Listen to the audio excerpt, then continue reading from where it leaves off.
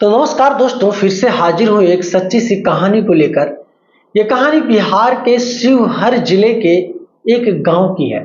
विंध्यवासिनी, जिसकी उम्र 48 साल थी। उसने अपने कभी जीवन में सोचा भी नहीं होगा कि उसके साथ ऐसा कभी होगा। कैसे उसका बेटा एक खूनी और कातिल बन गया, आज की इस वीडियो में पूरी कहानी को जानते हैं मेरे दोस्त। दरअसल विंध्यवासिनी एक विधवा महिला थी। जब विंध्यवासिनी के दोनों बच्चों ने जन्म लिया, एक की उम्र 12 साल थी, एक की उम्र 8 साल थी, तभी विंध्यवासिनी के पति इस दुनिया को छोड़कर चले गए। अब विंध्यवासिनी इकलौती अपने दो बच्चों को लेकर किसी तरीके से मजदूरी करती और बच्चों को पालती। कभी कभी विंध्यवासिनी ने सोचा कि बच्चों को पढ़ा लिखा कर कुछ लायक बना दिया जाए, कुछ अपने हाथों पैरों पर खड़ा हो जाए। लेकिन विंध्यवासिनी चाह कर भी बच्चों को पढ़ा ना सकी। मजबूरी इतनी थी कि दो वक्त का खाना अगर इनके नसीब में हो जाता तो वही बहुत था, पढ़ाने की तो बात ही छोड़ दो। धीरे धीरे करके समय को जो मंजूर था जिस तरीके से, उसी तरीके से विंध्यवासिनी का भी जीवन कट गया। एक बेटे की उम्र 26 साल, जिसका नाम दीपक था। एक बेटे की उम्र 22 साल इस वक्त की है जिस वक्त घटना घटित होता है। गौरव जो 22 साल का था, गौरव बहुत ही होशियार, बहुत ही चंचल व्यक्ति था, लड़का था। अपनी माँ से कहता है, माँ मजबूरी इतना हमने देखा है कम उम्र से, मैं तो रुकूंगा नहीं घर पे। भैया को रहना है तो रहें, मजदूरी करना है करें, लेकिन मैं बाहर जा रहा हूँ मुंबई, वहां से मैं बहुत बड़ा सेठ बनकर आऊंगा। माँ भी एक छोटे बेटे की जुबान से ये बात सुनती है तो हंसी से उसकी आंखों में खुशी से आंसू आ जाते हैं और गौरव अपनी माँ के गले लगता है और मुंबई अपने कुछ दोस्तों के साथ निकल जाता है। वहां वो काम धंधा ठीक ठाक करने लगा। लेकिन जो दीपक था, बड़ा भाई, जिसकी उम्र 26 साल थी, उसका मन बाहर नहीं लगता था। वो घर पे ही रहना चाहता था, अपनी माँ का देख रेख करना चाहता था। वो चाहता था कि माँ के सुख दुख में वो शामिल रहे। वो हमेशा ही सोचता था कि अगर दोनों भाई घर छोड़कर चले जाएंगे तो माँ की परवरिश, माँ की देख रेख आखिर करेगा कौन। विंध्यवासिनी भी सुख चैन से ना खा पाने की वजह से, कुछ परेशानियां होने की वजह से मात्र 48 साल की उम्र में कुछ बूढ़ी सी दिखने लगी थी। दीपक बहुत समझाता था कि माँ तुम खाने पीने पे विशेष ध्यान दो, हम दो भाई हैं, मजदूरी कर लेंगे, मेहनत कर लेंगे, दोनों भाई मिलकर कमाएंगे तो भी दिन का 1000 रुपया हम लोग ले आएंगे। तो माँ तुमको परेशान होने की जरूरत नहीं है, तुमको बस खाना है, पीना है, सोना है। इसके पास 8 बिस्वा जमीन थी, जो कि 1 बीघा जमीन से कम होता है। उसी 8 बिस्वे जमीन में ये लोग फसल उगाने का काम करते थे। दीपक जो था वो सब्जी का दुकान चलाता था। सुबह में मंडी निकल जाता था, साग सब्जी लाता था, उसके बाद घर पे पहुंचकर नहाता धोता था। कुछ खाने वगैरह के बाद ये अपने ठेले पे सब्जी को अच्छे से सजाता था, पानी में धुल धुल कर लगाता था। फिर शाम को ये 3 बजे नजदीक के बाजार के लिए ठेले को लेकर निकल जाता था। रात में 9 बजे, 9:30 बजे सब्जी को बेच करके घर वापस आता था। यही रोजमर्रा की जिंदगी थी इसकी। अब धीरे धीरे करके एक बार मौसम ऐसा आता है कि बारिश थोड़ा कम हुई उस साल। अब इनको डिलीवरी पाइप की आवश्यकता थी। तो दीपक की माँ विंध्यवासिनी गांव के ही एक व्यक्ति के घर जाती है और कहती है, भैया डिलीवरी पाइप मेरे पास नहीं है, आप दे दो मुझे, मेरा भी थोड़ा सा खेत है, मैं उसमें पानी भरवा दो एक मशीन से, तो फिर मैं लाके आपको वापस कर दूंगी। वो व्यक्ति कुछ भुनभुनाते हुए कमरे में तो गया, बाहर निकल कर आता है। एक बोरी होती है, बोरी में डिलीवरी पाइप होता है, जो ला करके विंध्यवासिनी को दे देता है और कहता है, लेकर जा रही हो याद करके ले आके दे देना, मेरा पाइप अभी नया है, फटना भी नहीं चाहिए, जान लो। तुम लोग गरीब हो, मुंह उठाकर चले आते हो, हम लोग मना भी नहीं कर पाते, ये तुम ही लोग जाओगे गांव में बदनामियां करोगे। अब ये सारी बात विंध्यवासिनी सुनती है, थोड़ा उसको अजीब लगता है और नर्वस होकर के ये पाइप को अपने खेत में लेके आती है और डिलीवरी पाइप को पूरा फैला देती है। जब पानी चलने लगता है तो डिलीवरी पाइप में कई जगह पे छेद थे, कई जगह फटी हुई थी, लेकिन विंध्यवासिनी किसी ना किसी तरीके से उसको कहीं पर बांध दिया, कहीं पर कपड़ा लगा दिया, कहीं पर कुछ, किसी ना किसी तरीके से 1-1.5 घंटे के अंदर अपने उस खेत की सिंचाई कर करके उसके बाद डिलीवरी पाइप को जिस तरीके से वो लेकर गई थी उसी तरीके से बांध करके बोरी में डाल करके उस व्यक्ति के घर पे पहुंचाने गई और कहती है कि भैया आप तो कह रहे थे नया पाइप है। और पाइप को जब हमने खेत में फैलाया तो पूरा पाइप कई जगह पे फटा हुआ था, भैया मेरा दोष मत देना, मैंने देखा है पाइप, मैं तो वापस लाने वाली थी, लेकिन मैं ये सोच रही थी मुझे किसी तरीके से तो पानी चलाने वाली मशीन मिली है, अगर मैं आज मना कर दूंगी तो कल को पाइप भी ढूंढना पड़ जाएगा, फिर मशीन के लिए भी चक्कर काटना पड़ जाएगा, इस वजह से भैया मैं आई नहीं। तब तक ये बात सुनने के बाद जिस व्यक्ति का पाइप था उसने थोड़ा गुस्से में कहा, पागल हो तुम, मुझे सिखा रही हो, पाइप बदल कर ला रही हो, तुम गरीब लोग, फटे हो, चिरकुट हो, तुम लोगों के इसी आदत पर लोग तुम लोगों को कोई मदद नहीं करते, सहारा नहीं करते। तब तक हाथ जोड़कर विंध्यवासिनी कहने लगी, भैया इल्जाम मत लगाइए, गरीब बोल दीजिए, कुछ भी बोल दीजिए, चोरी का इल्जाम मत लगाइए भैया, हम लोग चोरी नहीं करते हैं। अब ये बात सुनकर वो आदमी थोड़ा गुस्सा होने लगा और बोलता है कि अगर तुम्हारा आदत सही होता, तुमने कुछ बिगाड़ा ना होता तो तुम विधवा नहीं होती, तुम विधवा हो, बेकार हो तुम, तुम्हारे साथ भगवान ने अन्याय किया है, हम क्या हैं। ये सारी बात सुनने के बाद विंध्यवासिनी वहां कुछ जवाब दे देती है। जवाब देने के पास उस व्यक्ति के घर में करीब 7-8 मर्द थे, लड़के थे सब मिला करके, लोगों ने गाली गलौज दिया, विंध्यवासिनी को ढकेल दिया, ढकेलते हुए हाथ पकड़कर खींच दिया और कहा, जाओ आज के बाद दिखाई मत देना, तरह तरह की गाली गलौज किए और भी चीजों को अंजाम दिया। विंध्यवासिनी रोते हुए घर पे आती है और बैठी रहती है। तब तक उसका बड़ा बेटा दीपक पूछता, माँ सिंचाई हो गया खेत का?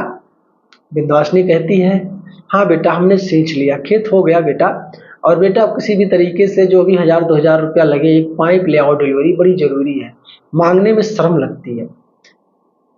दीपक कहता कि माँ कुछ हुआ क्या, जिसके यहाँ पाइप मांगने गई थी उसने कुछ कहा क्या, ताना बोली दिया? उसकी माँ कहती, नहीं बेटा ताना बोली तो नहीं दिया, पर दे ही दिया, लेकिन 2-4 बात जब किसी को कुछ देना होता है तो लोग सुना ही देते हैं। तब तक दीपक कहता है, माँ अब तुम्हें मांगने जाने की जरूरत नहीं पड़ेगी। ये सारी बात कह के दीपक अपनी माँ से बातचीत करता है, उसकी माँ कमरे के अंदर जाती है, वहां आराम करती है। इधर दीपक को ठेला लेकर निकलने ही वाला था शाम को, तब तक गांव के 1-2 लड़के आते हैं, दीपक के पास कहते हैं, तुम्हारी माँ कहाँ है? दीपक कहता है, क्यों अंदर तो सोई है, क्या कोई बात है क्या है, बताओ। तब तक वो लड़के कहते हैं, तुम्हारी माँ के साथ आज बहुत गलत हुआ, तुम्हें नहीं बताई क्या तुम्हारी माँ ने? तुम्हारी माँ को उन लोगों ने धक्का दिया, मारा पीटा, गाली गलौज किया, तुम्हारी माँ नहीं समझ, विधवा तक बोला, बहुत उल्टी सीधी बातों को बोला। हम लोग तो वहीं पर मौजूद थे थोड़ी दूर पर, हमें लोगों ने तो बीच बचाव किया, नहीं तुम्हारे माँ के साथ और भी गलत कर देते वो लोग। इतनी बातें दीपक लड़कों के मुंह से सुनता है। पहले तो अपने माँ के पास कमरे में जाता है और कहता है, माँ सच बता तुम मुझसे क्यों छुपाई? उसकी माँ विंध्यवासिनी कहती है, क्या बेटा हमने क्या छुपाया, बता तो। दीपक कहता, माँ जो भी कुछ हुआ सच सच बता, मैं झगड़ा नहीं करूंगा, बस मैं तेरी जुबान से सुनना चाहता हूँ कि उन लोगों ने क्या किया। उसकी माँ कहती है, छोड़ बेटा जाने दे, गांव है, समाज है, लोग हैं, तरह तरह की बात करते हैं, बोलते हैं, उसको लेकर इतना नर्वस क्यों होना। दीपक कहता, नहीं माँ फिर भी तू अपने जुबान से बता जो भी तेरे साथ हुआ है। अब उसकी माँ विंध्यवासिनी दीपक से एक एक चीजों के बारे में, जिस तरीके से उसके साथ हुआ था, वो सारी बातें दीपक से बताती है। दीपक चुपचाप आंखों में आंसू लिए अपनी माँ की बातों को सुन रहा था। उसके बाद कहता है, माँ ठीक है तुम आराम करो, मुझे झगड़ा नहीं करना है, मैं जा रहा हूँ सब्जी लेकर के बेचने, मैं सुबह में उन लोगों से जाके बात करूंगा कि उन लोगों ने ऐसा क्यों कहा। ये सारी बात करके दीपक ठेला घर पे छोड़ करके जाता है। घर से ही एक धारदार चीज को लेकर पीठ के पीछे छिपा कर जाता है और जाता है चीखते हुए उनके दरवाजे पर खड़ा हो जाता है और गाली गलौज करने लगता है। तब तक एक व्यक्ति घर में से निकल कर आता है और दीपक को कॉलर पकड़ लेता है, मारने पीटने की धमकी भी देने लगता है। तब तक दीपक को तो गुस्सा था कुछ और, क्योंकि माँ के इज्जत और स्वाभिमान की बात थी। दीपक ने तुरंत उस लड़के के हाथ पे वार किया, फिर गले पे वार किया, उसका गला वहीं कट गया और वहीं वो गिर गया दरवाजे पर और कुछ ही सेकंड में मर गया। पूरे गांव में और घर में कोहराम मच गई। घर में 4 लोग उस समय मौजूद थे, चारों निकले, बारी बारी करके दीपक ने सबको मौत के घाट उतार दिया। पूरे गांव में कोहराम मच गया। पुलिस जब तक दीपक को खोजने के लिए पहुंचती तब तक दीपक गांव छोड़कर फरार हो चुका था। जब दीपक की माँ के कानों तक ये सारे बात जाते हैं, उसकी माँ छाती पीट पीट कर, सीना पीट पीट कर रोने लगी कि आखिर मेरा बेटा तूने ऐसा क्यों किया, अब तो तेरी जिंदगी खत्म हो जाएगी, तुमने 4 लोगों को मारा, अभी भी उसके घर में 4-5 लोग हैं, तुझे जिंदा नहीं छोड़ेंगे, कहाँ गया मेरा बेटा। यही सारी गाना गा करके, रो करके, वियोग कर करके, आंखों में आंसू लिए मां रो रही थी, चिल्ला रही थी। इधर लोग समझा रहे थे, लेकिन दीपक का गुस्सा कहां शांत होने वाला था। सिर्फ वो छिपा था पुलिस की नजरों से और गांव वालों की नजरों से।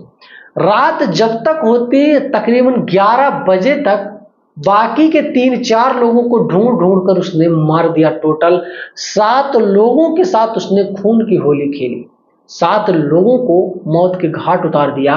मां की इज्जत के खातिर एक ही परिवार के 7 लोगों को दीपक ने ऐसी नींद सुला दी कि फिर उस नींद से निकल पाना उन लोगों के बस की बात नहीं थी।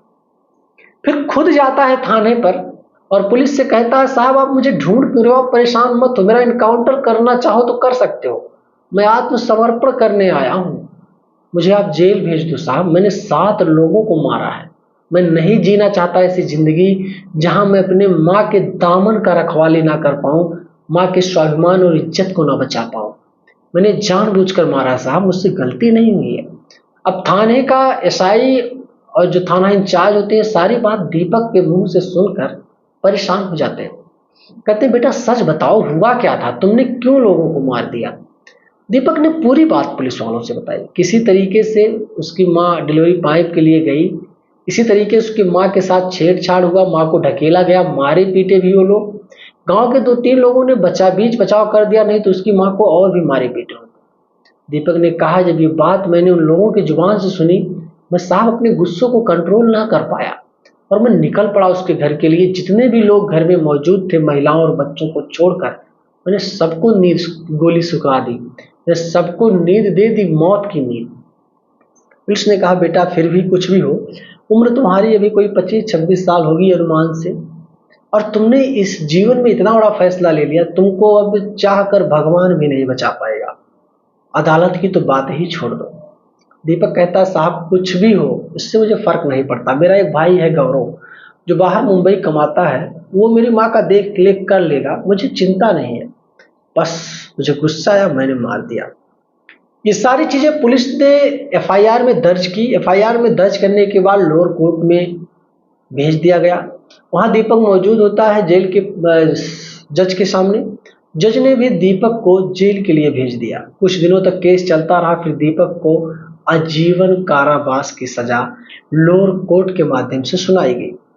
हालांकि दीपक के परिवार वालों के पास उतना पैसा भी नहीं है कि ये लोग हाई कोर्ट का चक्कर लगाएं और अपील करें कि दीपक को बाहर किसी तरीके से निकाला जाए, लेकिन उसका भाई गौरव पूरी मेहनत कर रहा है, क्योंकि वो चाहता है कि उसके भाई से गलती तो सिर्फ हुई है, लेकिन माँ की इज्जत और दामन के लिए उसने गलती की है। इसलिए कुछ दिनों तक अगर कोर्ट उसको बाहर निकाल देती है तो ये परिवार आपस में बैठकर कुछ बातचीत कर लेंगे और कुछ दुख हल्का कर लेंगे।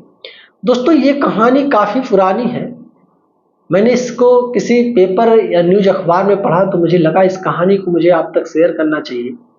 कहानी में थोड़े मिर्च मसाले जरूर लगाए गए होंगे कुछ तरीकों से वजह से, ताकि कहानी थोड़ी इंटरेस्टिंग लगे, लेकिन कहानी पूर्णतः सच बताई जा रही है। अब कहानी को सुनने और सुनाने का मकसद सिर्फ एक ही है मेरे दोस्त, जागरूकता के माध्यम से। अगर दीपक की माँ के साथ उन लोगों ने गलत किया था तो दीपक को एफआईआर दर्ज करना चाहिए था, पुलिस के पास जाना चाहिए था, ना कि अपनी जिंदगी को बर्बाद करने के लिए 7 लोगों को मौत के घाट उतारना चाहिए था।